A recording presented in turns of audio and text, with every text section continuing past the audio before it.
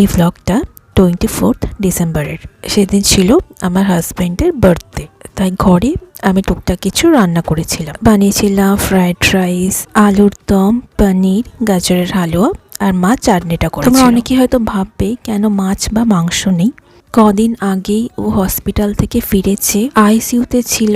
Exactly কি ঘটেছিল সে সব কিছু আমি পরে তোমাদের সাথে শেয়ার করব।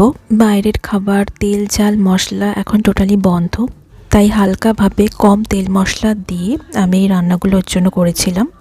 লাঞ্চের পর মা আর আমি চলে গেছিলাম ছাদে কিছুটা সময় কাটানোর জন্য। আর ছাদেতে না দোলনাও আছে, তো আমি একটুখানি বেশ অনেকদিন বাদে দোলনায় দুলেও নিলাম, বেশ ভালো লাগছে। তোমরা ঠান্ডায় কেমন আছো, কেমন এনজয় করছো ঠান্ডা, কমেন্ট করে কিন্তু জানিও। আমার তো ঠান্ডা ভীষণ ভালো লাগছে। সন্ধেবেলা অফিস থেকে বাড়ি ফেরার পর ওকে বানিয়ে দিয়েছিলাম কফি, আর ওর জন্য একটা বার্থডে গিফট অর্ডার দেওয়া হয়েছিল, যেটা সেদিনকেই চলে এসেছিলো। আর মা ওকে সেটা দিল। গিফটটা হচ্ছে ওরই পছন্দের। ওর অনেক দিন ধরেই ওর হেয়ার ড্রায়ারটা খারাপ হয়ে গিয়েছিলো, তাই বিয়ার্ডোর এই হেয়ার ড্রায়ারটা মাকে গিফট করলো।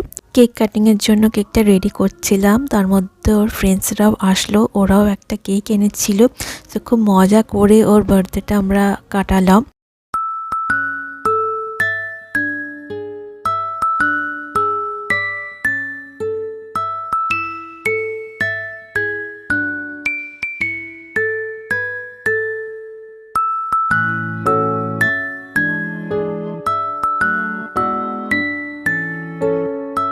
এইভাবেই কাটলো ওর জন্মদিন। ভালো লাগলে লাইক আর সাবস্ক্রাইব কিন্তু করে দিও।